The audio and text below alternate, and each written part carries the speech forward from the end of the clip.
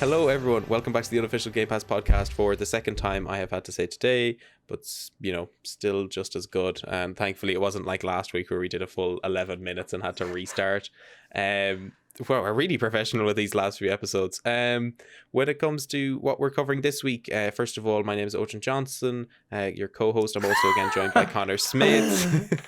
Oh, you're mixing the format up too much. Start again. No. Oh, I can't with this. Oh no. This is Do crazy. you want me to lead? No, I'll get it. I have to lead one of these episodes. No, you haven't had enough sleep. Okay, you can lead then. Okay. Hello everyone and welcome to the Unofficial Game Pass podcast with me, Conor Smith, and my lovely ever-present host, Odhrán Johnson. Hello. And this week we're mixing it up a bit. We're doing The Ascent as planned, but due to the stress of our own site, Gaming Sandbox, and generally having bad schedules when it comes to gaming, we're also going to be talking about Omno because, we didn't get enough time to play The Ascent, and I'm currently writing the review for Omno for Gaming Sandbox. So, what better time to talk about two fantastic indie games which have just launched for Game Pass? The Ascent, obviously one that has gathered a lot of hype and anticipation from people after the disappointment of previous Cyberpunk titles. And Omno, I think, probably being a surprise hit for Game Pass, but we'll get into that. Odhrán, much anticipation from you for The Ascent? Initially, not really. I think Cyberpunk aesthetic has never really been my cup of tea. I've never been really into this like sort of dirty futuristic look. Granted, I do like Hellblade, not Hellblade, sorry. God no, we listened to that last episode again. Sorry, I do like Blade Runner, which I think kind of is in a similar vein to stuff that. You're still going on about the dirty look of Hellblade. Yeah. Oh God, don't start. Sort of dirty futuristic aesthetics are fine to me, but they've never been something that has encapsulated me as much as say like sort of the fantasy sort of sci-fi futuristic stuff of say like Aliens or Predator or like Star Wars or any of those other more kind of I wouldn't say optimistic, but more almost like mainstream elements of the sort of sci-fi genre. Like more cleaner. I mean, if you want to looking. call Aliens optimistic. No, but it would be sort of, I think, a cleaner looking futuristic stuff. Obviously, the stuff about like Aliens is like a very dirty looking world, and the same with stuff like I see. Actually, now that I say that, I like one of my favorite like futuristic sort of style games is Dead Space, and that's an extremely dirty world. Like they literally crack open planets. But never mind. When it comes to sort of like that sort of futuristic aesthetic look, whenever I see sort of like cyberpunk stuff, I think it like there's a balance for me between like the believability of sci-fi and then like the fantasy element of it. And I feel like when it comes to sort of these like games like The Ascent and all that, when I look at them, I almost feel like it almost feels like sort of a Borderlands to me, like what Borderlands would be in a sci-fi setting. And I've never been a real big fan of the look of Borderlands. I know that's probably a contentious thing to say. I know it's a big thing, the art style and the way characters look and all that, but like the same with sort of stuff like Mad Max, like that's never really been my cup of tea.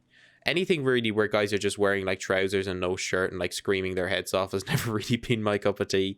But I have to say I was pleasantly surprised about how I found myself, at least in the time I played with it, getting kind of hooked to it in a sense, and I feel like I'll go back and play more of it. Wow.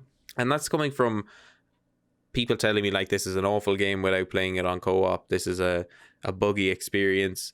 I played it on solo. I actually had a pretty decent time with it. I enjoyed the element of RPG style interaction with characters. I could put up with the combat. I think it's executed okay. The one thing I will say is twin stick shooters in that sense have always kind of been a hit or miss for me. I don't like there's no sensitivity element for the twin stick elements. I think there's a really like glaring lack of accessibility options in The Ascent. Like it's very bare bones, and obviously with it being an indie studio, I can understand that. But it is what would be described in the industry as a big indie studio because it is comprised of like former members of people in like the Coalition and other Xbox studios that like know what they're doing, and like know how to make a game. There's a reason The Ascent looks so good, and like obviously there's a lot of hype built around it. They know how to market games, they know how to build games. Like they're not like the average Joe who has a passion project. Like obviously it's passionate to them, but they know how to market it. Like they know, they have the business savvy element of the game down to a T. But yeah, no, I was pleasantly surprised by it. I think it was an interesting experience. What did you think about it? Well, first of all, were you kind of interested in the look of it? Was it something out of, when it was kind of more announced at E3, you were kind of like, oh, I can't wait to play The Ascent? Or was it kind of like, oh, this should be an interesting like one-time thing I play? I thought it looked gorgeous. Like from the screenshot straight away. I thought that the visuals looked really, really satisfying. I was hoping for an experience I could really get on board with, perhaps a really story-driven, fleshed-out single-player Cyberpunk. Like maybe you could do it co-op, but I will always value a single-player experience more. And we've covered kind of top-down shooters such as Halo, Spartan Assault. I think there was another one. Did we do another top-down? I don't think so. I thought we did, but I can't remember. You can think about that, and I'll look it up. But obviously this will be like our second or third one we've done of these, and I have to say I'm still not overly fond of top-down style games, just because to me I think they must be easy to produce considering the amount of developers that do them in that style. But for me it's just not very I was going to say it's not that satisfying, but I did like the combat a little bit.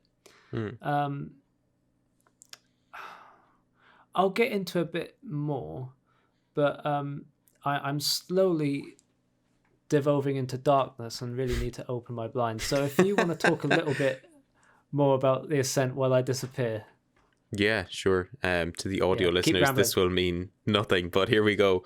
The Ascent, I actually do want to touch on a little bit about it while Connor's away. Connor's away now, so we can talk about the good stuff, and the real, great host can talk about all the really fun stuff on game. Oh, he's back. Never mind. Better stop talking about it. So yeah, The Ascent is a really fun. It definitely didn't say anything while you were gone, Connor. Oh, thank you. I was. Were you just analysing my background? Yeah, and a sort. I suppose you can listen back to it when it comes out. There was. I was gonna say. We didn't actually cover another top-down shooter. I think the closest we came to covering a top-down shooter, I suppose in a style, would be Fogs, but that's not really a top-down shooter. Did we not? I swear we did. I say we could have played one, but we didn't cover it. That's really strange. We've played a lot of third-person style games. That's all I'll say. Which is surprising for the console that apparently doesn't have third-person games, but here you go. I don't. The Ascent is a weird one because I really like the music in The Ascent. I think that sort of synthy grunge has always been kind of I've always enjoyed that. I think it fits the style of the game quite well. I found myself not knowing what was going on half the time, which I think is kind of the point in some cases. Like those games are kind of like that, like you're pretty much like you're dropped into this world and you're kind of sold this idea that you are like a slave to this company because you're paying off your debts of like their false promises. I think that's quite in keeping with like the sort of the route that cyberpunk games trying to go down of like this like dystopian society that like has of course like advanced technologically speaking, but has like regressed in terms of like of any social conscience, or like everything is almost like crime, and then there's like the ruling elite who live above it all and don't really care too much about it. Like that's what cyberpunk kind of did a bit as well, or at least tried to do. So cyberpunk has always been sort of molded around that.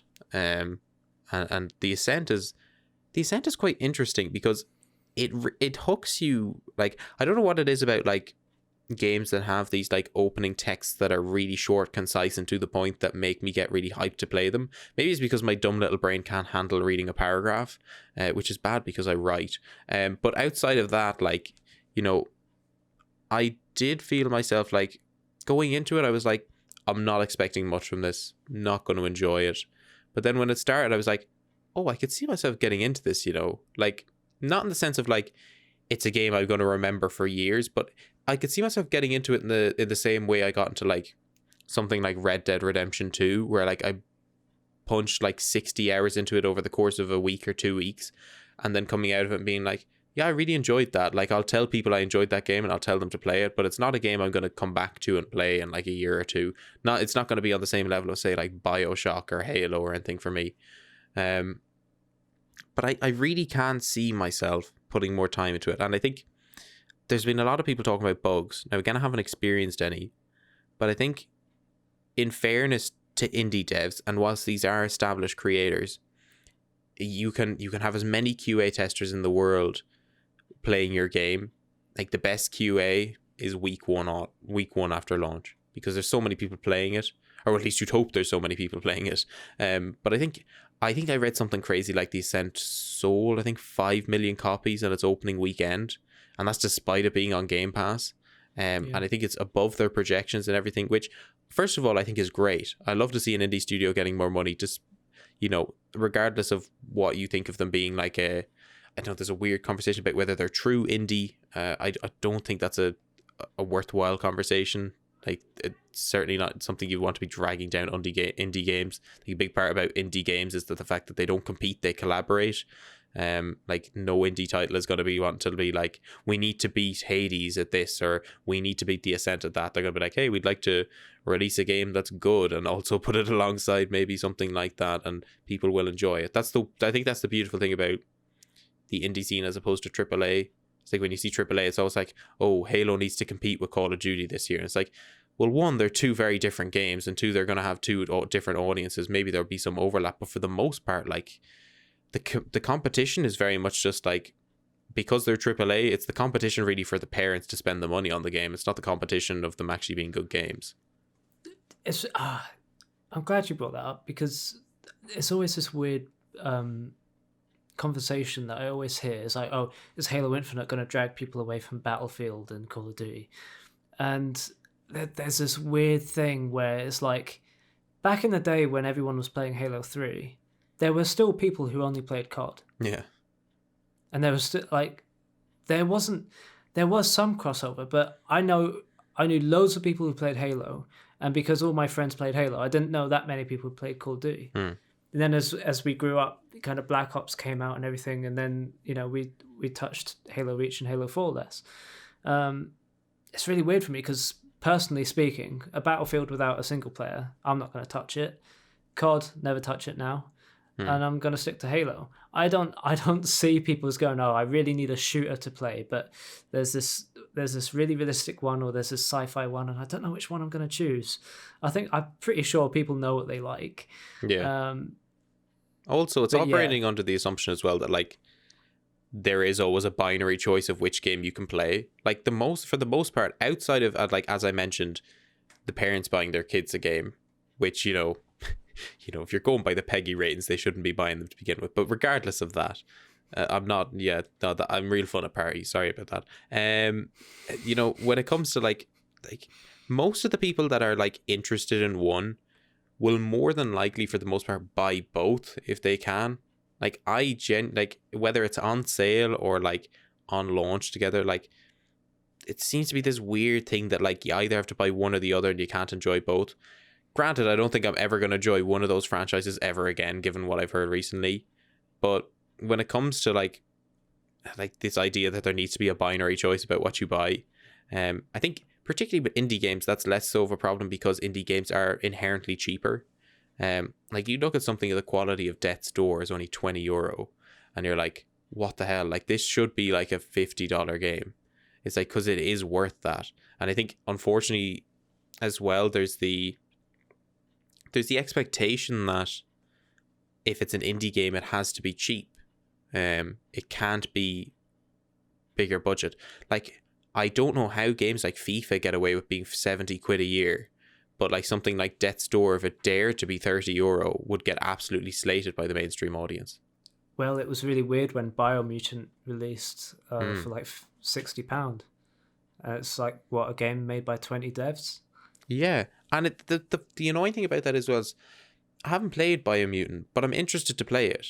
And it's not the price that's turning me off, it's just the time, really. Like, and I would support those devs, and I would almost feel more comfortable supporting them as opposed to supporting a bigger company. Like, I'm going to buy Halo when it comes out, obviously. Well, I'll get it on Game Pass, and then maybe down the line... Actually, I don't even think I will buy Halo. Sorry. I will get it on... I'll have it on Game Pass, but, like, let's take another example. Something like recently I got a PlayStation 5 and I bought Returnal. Like, I'm gonna buy Returnal because I think it's a good game and I want to play it. But like, for the most part, like, it's so weird. Like, I would at the same point like have a similar vein of I actually preferring to buy Biomutant because it is from a smaller studio. I like that they're trying something different. It looks kind of cool. This weird sort of like mixture of animals and machine. That seems kind of interesting to me. But yeah, it's weird that like when you see a $50 or $60 price tag on a game that's not made by this huge studio, that it's almost seen like, oh, why are they doing that? Surely that can't be right. Like, how could they possibly? You don't need a big company to make a good game. Like, you don't need a big company to make a AAA standard game either. Like, I think like that has completely been blown out of the water by games like Hades. Hades by no means obviously is not a AAA game, but it's a big indie. Like, and it, you know, by the fact it won Game Awards last year, it's probably one of the most renowned roguelikes of this current generation and the previous generation. No doubt in my mind that Hades is worth paying $50 to $60 for, and it's only 24 quid. Like, it seems bizarre to me. But unfortunately, again, it's just a perception of like mainstream audiences that they're like, oh, there's no brand recognition. Why isn't there, you know, shooty explosions and Activision and all this other stuff? And it's like you don't need a big publisher or a big game to like be good. I think probably, in fairness, maybe I'm being a bit harsh or making a lot of presumptions on how consumers purchase their products, but I think like as we mentioned about The Ascent, like, given the fact that they know what they're doing marketing wise, like they have that structure, either they've done a really good job at masking how few people they have actually covering that, or they've obviously, you know, got that industry experience from AAA games and they just know what to do. And some smaller indie titles aren't going to have that. Like, Biomutant is another good example, because once it released for 60 quid, I think the marketing around it was quite good, and they had a lot of content surrounding it being pushed out either by streamers, by YouTubers, which is really the best way to reach an audience anyways. Like, bar E3, I think everyone else views their stuff through content creators at this stage. Like, I don't think anyone is watching like the latest trailer drop on YouTube, unless it's in a big show. And I am more so. I would warn, like, even like games are getting more expensive anyways. Like, they're going to that $80 price tag. I think like some premium games cost $100, and you're thinking like that's like a fifth of the current gen consoles, like nearly half of a Series X or Series S, sorry. And it's like, if these games can get away, not that they are getting away with it, but if they can warrant being more expensive, stuff like NBA and like FIFA, surely an indie game can warrant maybe a €5 increase in its asking price. Because yeah, go on. It's really weird with these. We will get back to The Ascent, but with these like super deluxe editions, like I know like the top end Back for Blood edition is about £100. I looked at Lost Judgment, obviously really anticipated sequel to Judgment, by the same guys who did the Yakuza series, Ryuga Gotoku studio. And Lost Judgment, I think the standard edition was like £45, the deluxe edition is £55, and then the ultimate edition is like £70 or something. And I was like, well, that was £75. And I was like, well, £45 or £55, I'm going to get £10 more because I know I like these games. I know I like the Yakuza series. I'll get the extra content. But then, hold on, a £20 leap to £75 for a short character. Oh, I don't know if it's short, but for a character expansion, it's like, no, that's like, half of the price that you're originally asking for. Yeah. I think it better be like half another game on top. Yeah, I generally don't have a problem with the big premium deluxe editions because for the most part, let's be honest, those premium deluxe editions are like maybe you get access to a beta, or like maybe you get the game for like 10 hours early, or you get like some skins or something that maybe other people won't have. Most of the time those skins are made available to people after launch anyways, but I would say I don't really have a problem with the premium edition of games like those $100 versions because let's be honest, the people who are buying those know what they're getting. Like, it's not some kid in the shop who's buying $100 game and like a parent having to scrunge up to get this amount of money. The $80 standard edition asking price is what worries me because that's very close to like £100 on a game. I don't think is reasonable, regardless of how good it is. It's not an accessible asking price, and that's why I think Game Pass is so great in the first place, because it is this like monthly fee to all these fantastic games that outside of this would probably, like, some of them would cost that, like the Forza games, the Gears of Wars, the Halos, all these other first party titles. Well, it's the thing actively stopping me from getting a PlayStation is the fact that if I get a PlayStation, I'm going to have to dish out £70 every time I bloody buy a game. And there's only so many times I can do that, a month? Yeah. So I don't know, if I want to dish out £70, one £70 game a month, I'm not going to be playing many new games. If I get Xbox, I get Game Pass. I don't even have to buy Halo Infinite, Fable, Psychonauts 2. And these are all games, Psychonauts 2 is £55. Yeah. These are all games that I would want to play anyway, but I don't have to buy them at launch.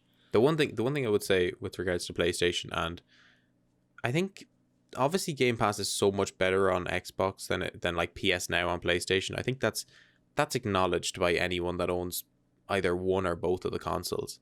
The thing I would say is, in fairness to PlayStation, their games go on sale quite regularly, and you can probably pick them up for like all of them for like fairly cheap. I know when I got my PS4 in 2020, I bought like Uncharted for like a tenner. I got God of War for 12. Now, granted, these games have been out for a year or two, but I was in no rush to play them to begin with, and I bought the PlayStation just to get those exclusive games. If, like, obviously, I've got the PlayStation 5 there recently. Returnal, I think, sent me back about £60 because it was on sale, and I got Demon Souls as well for a similar price. I felt okay putting that money in, and that's just because I had the money at the time. It's certainly not something I'd be doing on the regular. It's just I had happened to get a payday that day, and I had like a bit more money. You want to treat yourself when you get payday and stuff's on sale. When it comes to spending money as opposed to getting Game Pass, I think the benefit to PlayStation is almost that, and this is just from my own personal experience, and obviously it's not a financial benefit, it's more of a game benefit, is the fact that I will very much think about the games I'm purchasing and the games I'm playing a lot more than I would if I had a Game Pass subscription, and I'll very much be dedicated to that game for the time I have it. Like, there's more of a chance of me finishing Returnal on the PlayStation 5 than there is probably half of the games on Game Pass. And the reason for that is because I've spent the money on it and I want to get the most out of it. Now, it's a fantastic game outside of that. I still think Game Pass's system is better, giving people that option to try literally everything and anything. But I think there is probably some time benefit to getting the PlayStation with these more, I would argue at the moment, better exclusives, in which they come out, you get your money's worth really with them. Like, say that likes of Ratchet and Clank, Returnal, Demon Souls, Ghost of Tsushima. Just give me Ghost of Tsushima. Yeah, all these other games, but like particularly just with PS5 ones alone. Like, when you buy the game, you are going to finish it because you have spent that money on it. Unless you're like loaded and you can afford to like spend like £70 on every game that comes out when it comes out. But for me, when it comes to spending money and not having a lot of it, when I buy a PlayStation 5 game, yes, it puts me back a bit, but I am definitely going to finish it. Again, that being said, as I mentioned, not a lot of money I have, so Game Pass is fantastic. Like, gets you like all the games you want to play. It's also fantastic for like if I was a PlayStation 5 player initially and I came over to Xbox, like when I came over to PlayStation 5, I think I had to drop about £100 on 2 games just to be able to play them. Come over to the Xbox, pay £12, you got all the games, you can try literally everything. Even if you don't want to keep Game Pass at the end, you're like, okay, well, I'm not going to play the Xbox as my main thing. I'm going to have it every now and then. That's the same with the PlayStation. Like, I only buy PlayStation Plus when I need it. I don't buy it like yearly or whatever.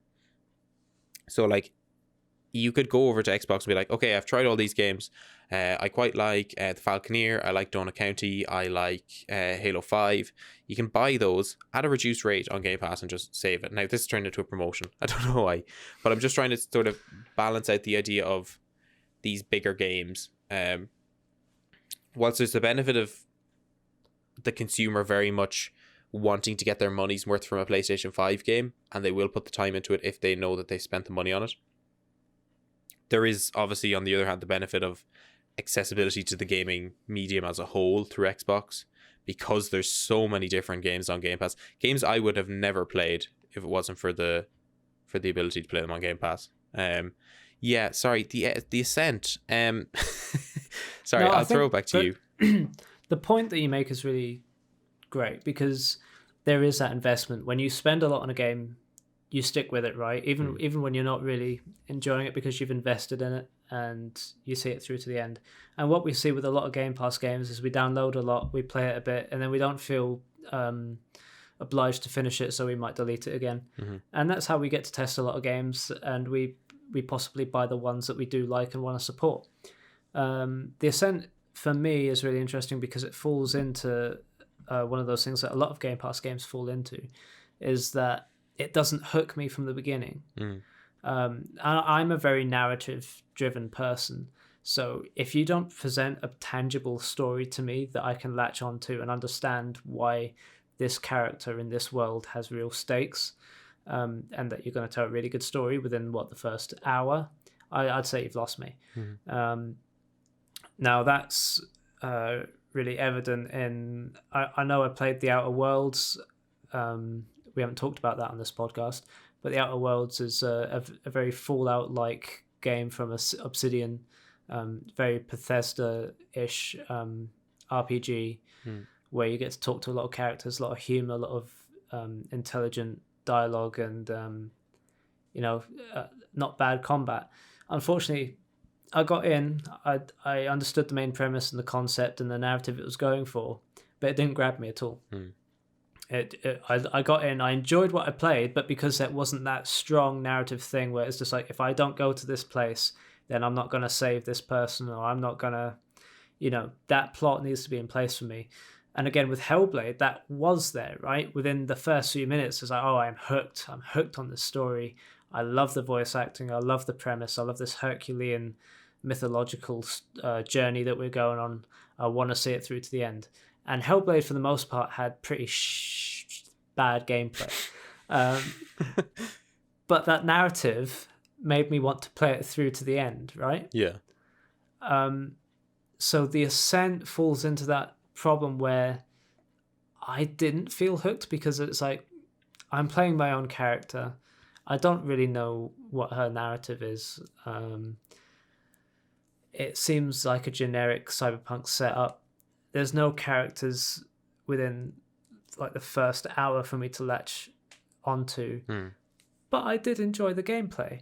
It's just like, I'm not going to return to it because it didn't provide me with enough of a hook at the beginning.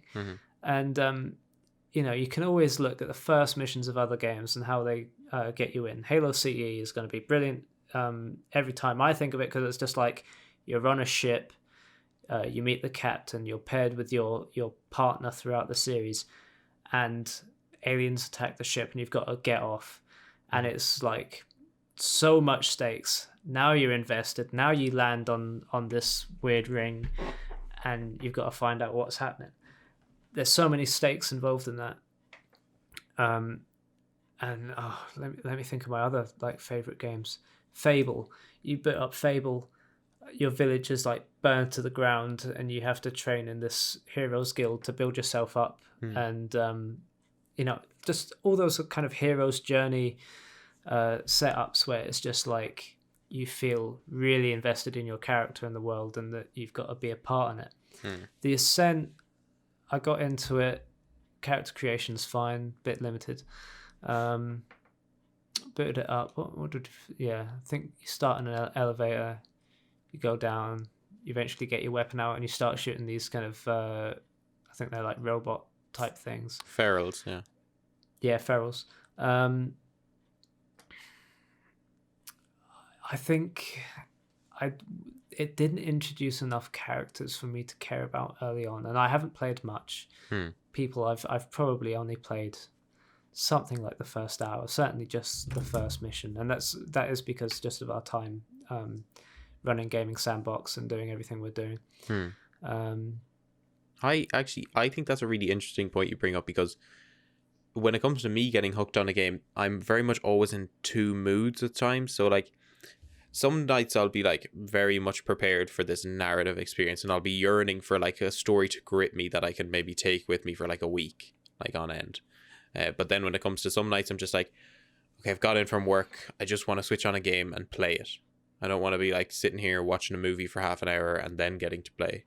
And I think, in fairness to The Ascent, I think the complete and utter like straightforward interactivity straight away got me into it very quickly. I wasn't going into The Ascent with this idea that it was going to be this like Blade Runner 2049-esque story, that I was really going to be like questioning my position in society and all these other different bits and pieces. But I did go into it with the expectation that if the gameplay is fun and it's like not broken, I can enjoy it. The last thing you'd want in a game like The Ascent is janky gameplay, and I think in fairness to it, the gameplay is good. If not, I wouldn't say great. I think it's good, and I think it's familiar to people who played games like that. There's some interesting mechanics, like when you aim down your sights, you actually aim above smaller enemies to target bigger enemies. I think that's quite cool. I think that's an interesting mechanic to have incorporated. But it's one of those games that when I'm playing it, and when we were talking about it there, it's something that I can imagine, again, and it's probably designed this way, to be extremely fun in multiplayer. And that is to say that it's not like Destiny or whatever other sort of game that has you go on raids that are really intense and constantly has you on the edge of your seat. I think it's one of those games that's very good if you get a party of 4 up and you kind of just haven't talked to people in a while and you want to just chat shit with them. It's a good thing to kind of play in the background to kind of keep your mind occupied. Like, it doesn't require a high level of concentration. It's like another thing I could kind of think of describing it to is like COD Zombies. Like, that game mode, for the most part, if you're relatively equipped and know what's going on, you can play that fairly like relaxed. Like, whenever I used to play that, I used to just have music on the background, maybe be listening to a podcast, sort of stuff like that. I feel like I could do that with The Ascent, because you're obviously not listening out for key story elements or key story details. And the same goes for like if you have your friends in a party. I could imagine this being an extremely enjoyable experience, regardless of maybe some of the bugs you come into contact with. That's what I think about it. Do you have a similar sort of thought process on that, or is it a bit different maybe? Yeah, we've covered a few of these, right? I think Outriders is one of them. I think Dungeons and Dragons Dark Alliance is one of them, where these are experiences that are very much meant for multiplayer, for co-op, and they are that looter shooter grind based experience where you get better and better guns, you have fun with your friends, and you put it on, you go through a dungeon and you enjoy yourself. Saying that, I think The Ascent has better game design, better gameplay, and is generally more fun than the previous two. It's interesting what you said about getting, just switching off and getting with the gameplay, because I guess that's just how I work. Like, I've only done the first mission in Doom Eternal, and there's nothing grabbing me back. I only completed Doom 2016 because I really wanted to know who Samuel Hayden was, and I got invested in the story it was telling. If I'm not grabbed quickly, you've lost me. Are you telling me you've only played one mission of Doom Eternal? Yeah, the first one where you jump down to Earth. And I then am I go back. distraught. I go back to the ship, right? And I was just like, I'll put it there and I'll leave it there. And then I've ended up deleted it because it obviously got the next gen upgrade, so it has to. Are you kidding me? You did not delete Doom Eternal. It has to live on my internal now. It was all right when it was on my external because it's like, okay, I have space on my external. What about on your Eternal? As soon as it got the next gen upgrade, it wanted to move to my internal. It's like, no, I don't have space on my internal. It's like, oh, you're getting deleted then. Wow. Wow. No, I am going to absolutely redraw the entire schedule for this podcast just to put Doom Eternal on it now. No. I think I'd enjoy it, but oh, you would. I think it's right down your alley. The thing is with this podcast, we would not play or finish a lot of these games if it weren't for sitting down and saying we're going to finish this game for the podcast. Well, I think you'd finish Doom Eternal. Well, I haven't. No, but if you actually played a bit more of it, if you allowed yourself to get hooked into it. I've played a mission. You played one mission, yeah. I've given it a good go, Odhrán. Oh my God. I don't know. I got a lot out of Doom 2016. I liked it, and I don't feel I need Eternal. That's just how I feel. Yeah. The 2016 one's quite interesting because I remember watching a video essay on it recently of because obviously Doom is renowned for not having a huge story, but 2016 actually has a decent enough little plot to it.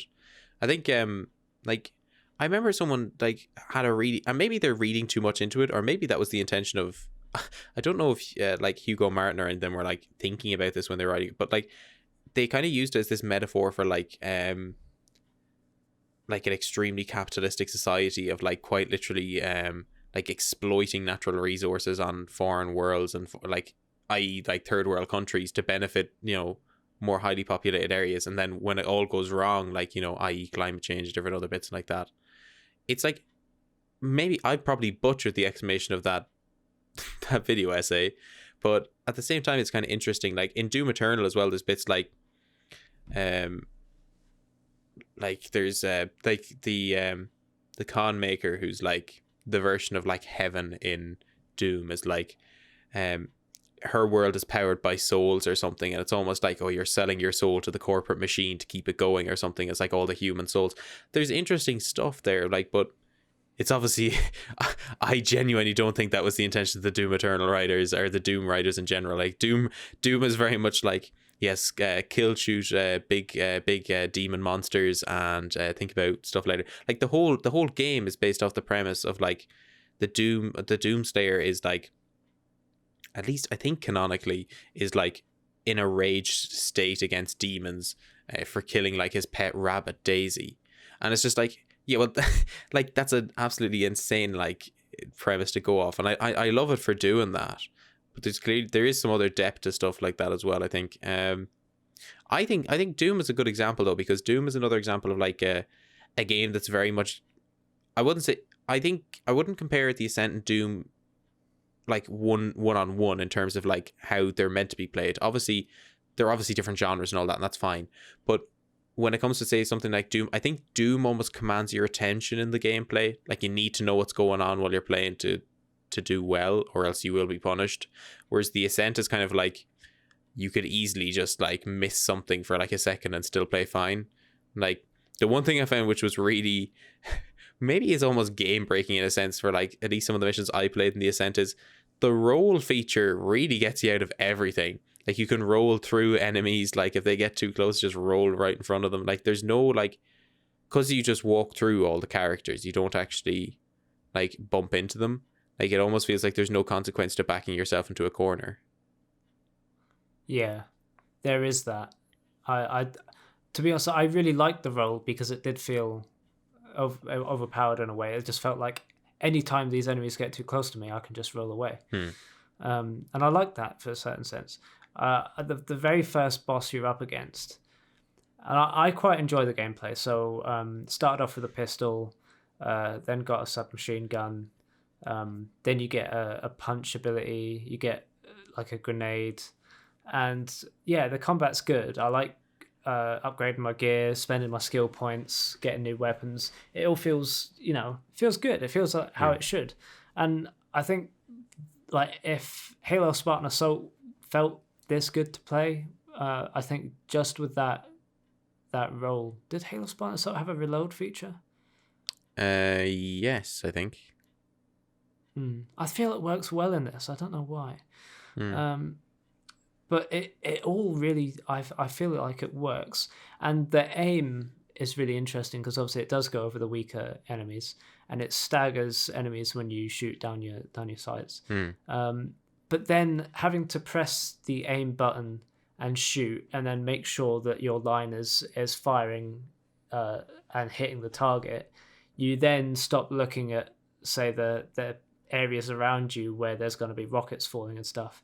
And I found that was quite interesting because it was grabbing my attention away from the damage that I was taking to the damage I was dealing and then forgetting to roll. I thought that was quite interesting. But yeah, I think if I could sum up the Ascent, my experience is cinematics from what I saw were fantastic. Really like the cinematics. Gorgeous visuals. Love the colors and the environments. I thought they were grimy and infested and rotting and rusting. And yet also, obviously this really pretty neon glow, loads of people running about, and when you're in the more built up areas, actually walking into people, you can like walk through them, but when you walk into them, they like stumble and stuff. It's quite cool. I like little details like that. The combat is really fun. The progression's really good. I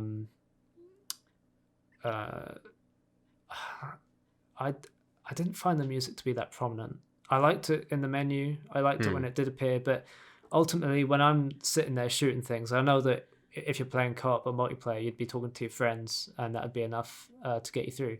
But just doing the missions, I didn't feel that there wasn't enough dialogue or music to actually make me feel that I was getting enough stimulation. It felt a bit void of stuff. Yeah. But you speak for a bit because, again, I'm darkening. Yeah, so the music, actually, in fairness, I think the music, to me anyways, when I was listening to it, I quite enjoyed more for the fact that it fit that setting so much and that it actually complemented it in so many ways. Particularly, as Connor mentioned, the main menu is quite a good example of it. Again, now that you brought up the point, actually, when talking about the music, I don't think I noticed it heavily in game. I don't think I was actively listening for it. I think if I was actively listening, I'd probably hear it. And I think the good thing about the way I would describe almost the Ascent soundtrack is it is almost an ambient score. Like, it's more for setting the tone of what you're doing as opposed to actually elevating it, I think. And whether that's the intent of the composer or not, I'm not sure, but I think it works well. I think if you were to have the music like overpowering what's going on constantly, it wouldn't be good either. But I am relatively happy with the way the score sounds, and I do like for the most part I find myself, because I always boot up my Xbox and have the game waiting because I'm usually finishing up something, I will always have that time where I'm just in the menu listening to the music, and for the Ascent wise, I found it to be a pleasant experience. I think that coming off of Omno, which is a game where music is playing almost all the way through, it's very saturated with these very powerful melodic and meditative tracks. I think coming over to the Ascent, it felt a bit quiet, Actually, on that, just tell me a little bit about Omno, actually, because when I saw it initially, I'm getting very much like Journey sort of vibes off it. Obviously you mentioned music's quite prominent. Maybe talk a bit about that. I know Benedict Nichols does the score for that. Yeah. Journey reminiscent, it would be absolutely correct. So basically you wake up in this kind of swampy marshland. You are kind of robed and you've got a staff, and it is very much a game about a pilgrimage, right? So you're some kind of mystic traveler. And what it is you basically go around collecting this stuff called light. Now, light is kind of like the Force in Star Wars. It's kind of the life essence that is in all living beings. It's kind of in the plants and the trees and in the animals, and you go around kind of collecting light from all these animals and trees. You also read kind of data logs from staff bearers are what they're called, your kind of people. Staff bearers who have been on the pilgrimage before you, and they're all looking for this gate, which is the end point and the crossover to the afterlife, enlightenment, whatever is through the gate and out of the world as you know it. You also go around sort of connecting with these beacons and storing light in places, and each area you've got like a percentage, and when you've like lit all the beacons, you've done all the puzzles, you've read all the data logs, you get 100%. And you move on to the next area where it's a different kind of environment. So there's like snowy environments, desert environments, forests, and they're all different colors, all different animals. And as you go along, you collect like a database of animals, and in some ways that's similar to Alba, which is a game I reviewed for Gaming Sandbox. And there's lots of these different animals that are roaming around. And so you go from area to area. Very pretty game, and it's just you, your little character walking around, and you get more and more abilities. So you get a dash, you get a surf where you like ride your staff as if it's like a surfboard or a skateboard, and it goes very quickly downhill but doesn't go uphill very well.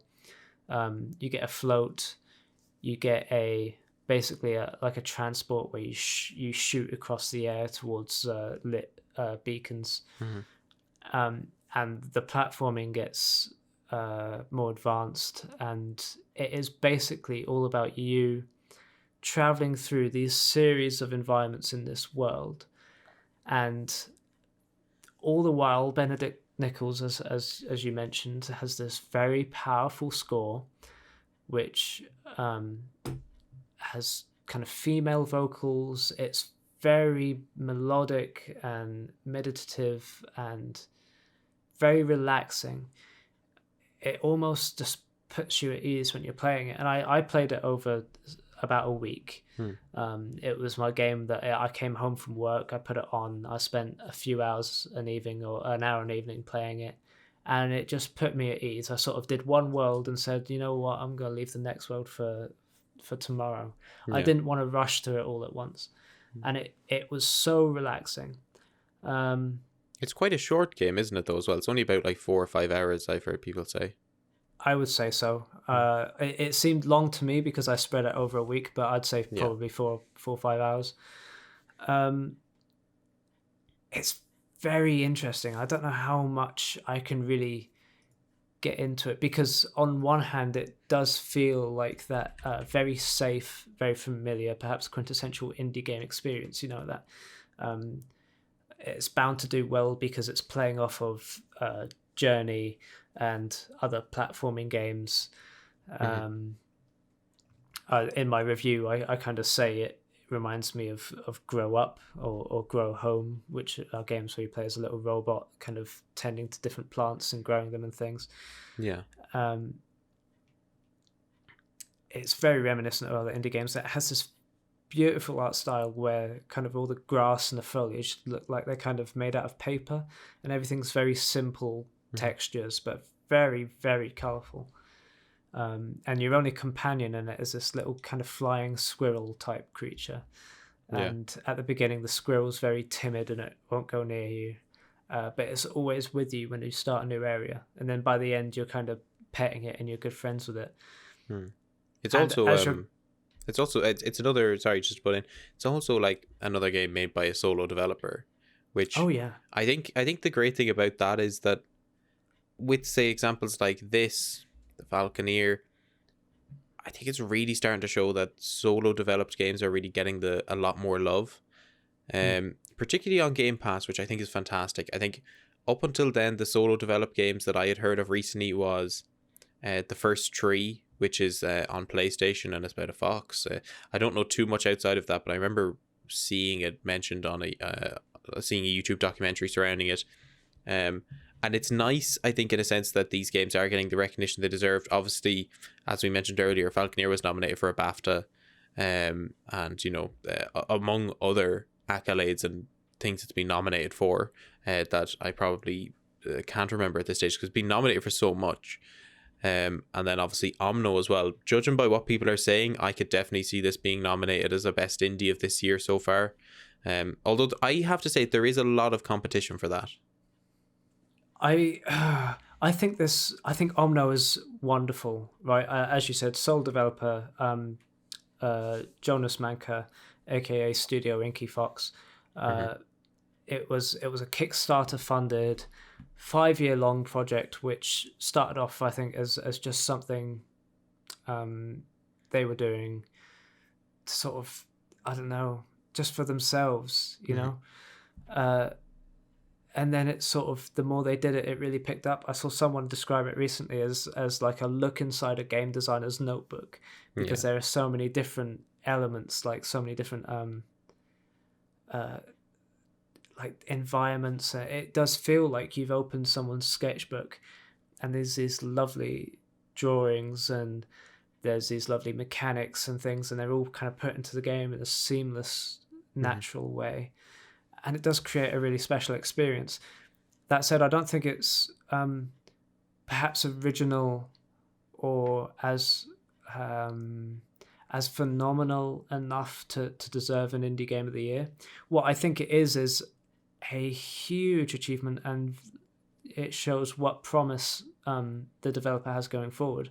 I think as an addition to Game Pass, I think Game Pass is actually very lucky to have a game like Omno, because it is a very big standout indie game. I think it is a game that has surprised a lot of people. Whoever's picked this up, I think it's just turned out to be such a relaxing, feel good, really enjoyable game. Like, none of the puzzles in it, I never felt stuck. I never felt overly challenged. It just felt like a joy to play from beginning to end. Yeah. And I think Game Pass needs more games like it, to be honest. Yeah. No, it's definitely something I'm going to have to look at. And given its sort of short length, I definitely think it's something I think, judging by what you say, I'd probably say it's worth spacing it out, even though it is quite short. Like, maybe playing it over a couple of nights. I wouldn't like to rush through it. No, it's one of those things. Well, when people see short games, I feel like Dono County is something you could probably play in a day, but like something, as I'm hearing about, like Omno is probably something that you'd want to savor. If I was you, right, I'd play it how I played it. You know, if you've had a day, and you want to just relax and unwind in the evening, just play an hour of Omno. Just play like the first 2 areas, and then leave it there. Come back to it later, do a few more areas. Like that, it is such an experience to be savoured. Yeah, for sure. I think these like sort of semi-open world structures for games have also inherently allowed people to take a break from them and come back to them. Like, I know the Falconeer is a good example of that. That now that's more broader open world. But like, you can go, stick on the Falconeer, play it for an hour, put it down, come back to it later. And that's the same with the likes of, as you're kind of saying now, Omno. Journey is like that as well. I know, although I do know there's an achievement for doing it in like one sitting, and it definitely is plausible to do it in one sitting, but it is almost a nice experience. I think Journey is kind of interesting in the sense that it actually pairs you up with other players who are playing it. And like, you'll cross paths with many different players depending on how many times you drop in, drop out, maybe how many times they drop in or drop out, and you'll have this sort of unique experience each time. I think, judging by what people have been saying, and you can probably add to this, it's not a difficult game, Omno, to 100%. Nope, I've got all the achievements. Yeah, so I think it's one of those games that, even if it is it's not 4 to 5 hours, I think, just finishing it, it's 4 to 5 hours 100%ing it, I think. Which is phenomenal in a sense, because I had this conversation the other day. Like, I am really and I think, it was in our Gaming Sandbox Discord server, which is linked below, by the way, if anyone wants to go and check it out. But I think it was mentioned about Omno and about how short it was, and I remember saying, like, I'm really starting to enjoy shorter games now, because like I'm working a part-time job, we're doing game and sandbox stuff, I just don't have time to delve into like a 60-hour game that requires my full undivided attention.